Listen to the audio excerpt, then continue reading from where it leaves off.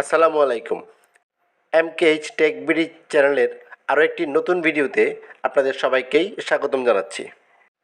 আজকে আমরা প্লেলিস্ট সম্পর্কে জানব এবং প্লেলিস্ট তৈরি করা শিখব।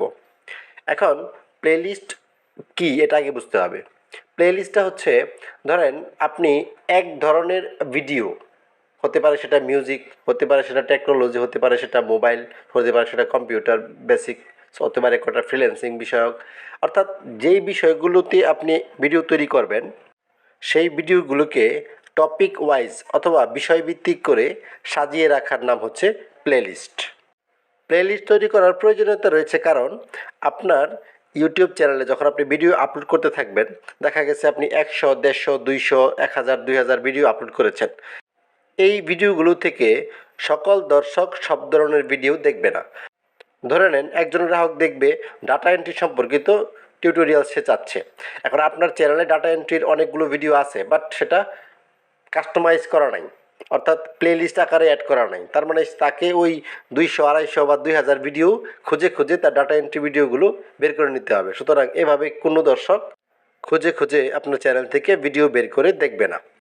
আর এই কারণেই প্লেলিস্ট অ্যাড করা অত্যন্ত জরুরি, কারণ আপনার যেই ভিডিওগুলো যেই ক্যাটাগরিতে তৈরি করা হয়েছে সেই ক্যাটাগরি ভিত্তিক আপনি যদি আলাদা আলাদা প্লেলিস্ট করে করে ভিডিওগুলো রাখেন, তাহলে যে দর্শক যেই ধরনের ভিডিও চাচ্ছে সে ওই ধরনের কিওয়ার্ড লিখে সার্চ করলে আপনার সেই কিওয়ার্ডের সাথে যদি মিলে যায়, তাহলে ওই ভিডিওগুলো তার সামনে ওই প্লেলিস্ট আকারে চলে আসবে। তাহলে আমরা প্লেলিস্টের গুরুত্বটা বুঝে নিলাম। এখন আমরা প্লেলিস্ট কিভাবে অ্যাড করতে হয় সেটা শিখব। তার আগে একটি ইম্পর্টেন্ট কথা হচ্ছে, আজকে যদি আপনি আমাদের চ্যানেলে নতুন দর্শক হয়ে থাকেন, তাহলে আমাদের চ্যানেলটিকে এখনই সাবস্ক্রাইব করে পাশে থাকা বেল আইকনটি বাজিয়ে দিন।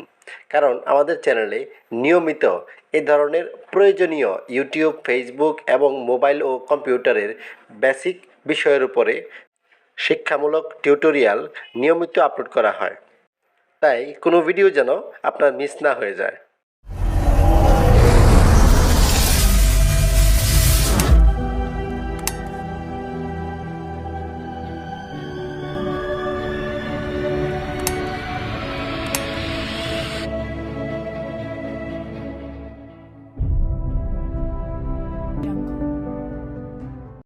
একটি ইউটিউব চ্যানেলের প্লেলিস্ট অ্যাড করতে হলে আমাদেরকে আমাদের চ্যানেলটিকে একটি ব্রাউজারের মাধ্যমে ওপেন করতে হবে। যে কারণে আমি আমার ডেস্কটপের ক্রোম ব্রাউজারটিকে অন করে রেখেছি। তো এখান থেকে আমরা প্রথমে ইউটিউবটাকে অন করব। দেখেন ইউটিউবটা রান করছে। ইউটিউবে প্রবেশ করার পরে চ্যানেল আইকনটাতে ক্লিক করতে হবে। চ্যানেল আইকনে ক্লিক করার পরে আমরা ইউটিউব স্টুডিও সিলেক্ট করতে হবে। ইউটিউব স্টুডিও সিলেক্ট করে দেওয়ার পরে ইউটিউব স্টুডিওতে আমরা প্রবেশ করব। ইউটিউব স্টুডিওতে প্রবেশ হচ্ছে, দেখেন ড্যাশবোর্ড চলে আসছে। এখান থেকে বাম দিকে ড্যাশবোর্ডের নিচে যে অপশনটা রয়েছে কন্টেন্ট, এটাতে আমরা ক্লিক করব। কন্টেন্টে ক্লিক করার পরে আমাদের চ্যানেলে যত ভিডিও সবগুলো এখানে শো করবে। এবার উপরে যে লেখাগুলো রয়েছে ভিডিও, লাইভ, পোস্ট, প্লেলিস্ট, এখান থেকে প্লেলিস্টে ক্লিক করতে হবে। প্লেলিস্টে ক্লিক করলে এই চ্যানেলের সমস্ত প্লেলিস্ট এখানে শো করবে যদি আগে তৈরি করা থাকে। দেখেন এখানে দুইটা প্লেলিস্ট শো করতেছে। চলুন এখন আমরা প্লেলিস্ট এডিট করা শিখব। কারণ একটি প্লেলিস্ট তৈরি করে পাবলিশ করে দেওয়ার পরে আপনার কাছে মনে হতে পারে যে আমার নাম এবং প্লেলিস্টের টাইটেল এবং ডিসক্রিপশনে কিছু পরিবর্তন আনা দরকার। তখন এটা পরিবর্তন কিভাবে করবেন সেটা আমরা এখন শিখব। ধরুন এই প্লেলিস্টে আমি নামটা পরিবর্তন করব, আমার কাছে এখন মনে হচ্ছে নামটা একটু চেঞ্জ করে দেওয়া উচিত। তো সেক্ষেত্রে আমি এখানে নামটা পরিবর্তন করে, এটা আছে ইসলামী গজল, এটাকে আমি নাম চেঞ্জ করে দিব বাংলা গজল, কারণ আমি ইসলামী সঙ্গীত নামে আরেকটি প্লেলিস্ট তৈরি করব। তো আমার টাইটেল এডিট করা শেষ। এখন আমি ডেসক্রিপশনটা এডিটিং করব, অর্থাৎ ডেসক্রিপশনে কিছু ওয়ার্ড আরও যুক্ত করব, যে ওয়ার্ডগুলো আমার এই টাইটেলটা অর্থাৎ এই প্লেলিস্টটাকে বর্ণনা করতে সহযোগিতা করবে এবং সেই ওয়ার্ডগুলো সার্চেবল কিওয়ার্ড হবে।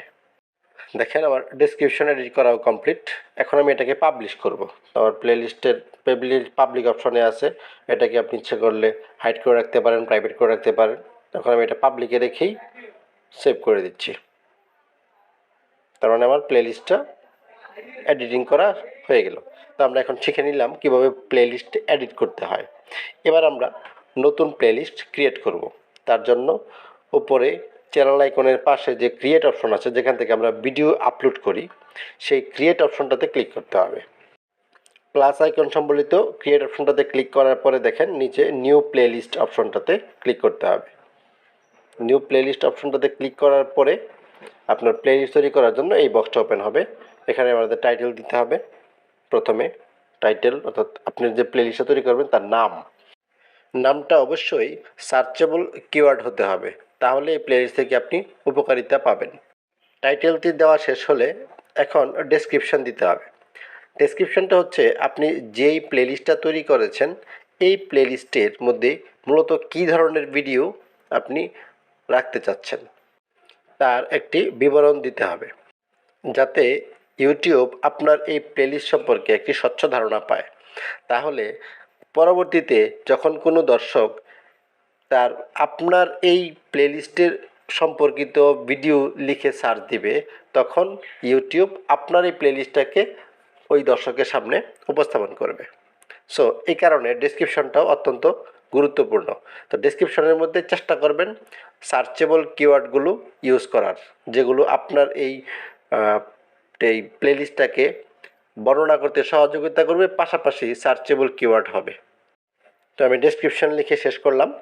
এখন এটাকে আমরা পাবলিকে রেখেই ক্রিয়েট করে দিব। ক্রিয়েট অপশনে ক্লিক করলে আমার এই প্লেলিস্টটি ক্রিয়েট হয়ে যাবে। দেখেন আমার প্লেলিস্টটি অ্যাড হয়ে গেছে, বাট এটাতে কোনো ভিডিও নেই। দেখেন এখানে 3টা প্লেলিস্ট মোড রয়েছে, তার মধ্যে নিচের দুটো প্লেলিস্টের মধ্যে বিভিন্ন কভার দেখাচ্ছে, অর্থাৎ ওখানে ভিডিও রয়েছে এবং কোনটাতে কতগুলো ভিডিও আছে সেটাও কিন্তু সংখ্যা আকারে দেখাচ্ছে। এবং নতুন যে প্লেলিস্ট অ্যাড করলাম এটার মধ্যে কোনো ভিডিও নাই, 0 দেখাচ্ছে। পরবর্তীতে আমি যখন নতুন ভিডিও আপলোড করব তখন সেখানে এই প্লেলিস্টের সিলেকশন করার সময় এই প্লেলিস্টের নামটা অ্যাড করে দিলেই এই প্লেলিস্টে নতুন ভিডিও অ্যাড হবে। আশা করি এতক্ষণে আপনারা শিখে গেলেন কিভাবে নতুন প্লেলিস্ট অ্যাড করতে হয় এবং পুরাতন প্লেলিস্টকে এডিট করতে হয়। সো এত চমৎকার একটি ভিডিও মেক করার জন্য আপনাদের কাছে একটা লাইক তো আশা করতেই পারি। আর ভিডিওটি আপনাদের পরিচিত জনদের মধ্যে শেয়ার করে দিন, যাতে তারাও বিষয়টি শিখতে পারে। সো অবশেষে আরও একটি চমৎকার নতুন ভিডিও নিয়ে খুব শীঘ্রই আপনাদের সামনে হাজির হব ইনশাআল্লাহ।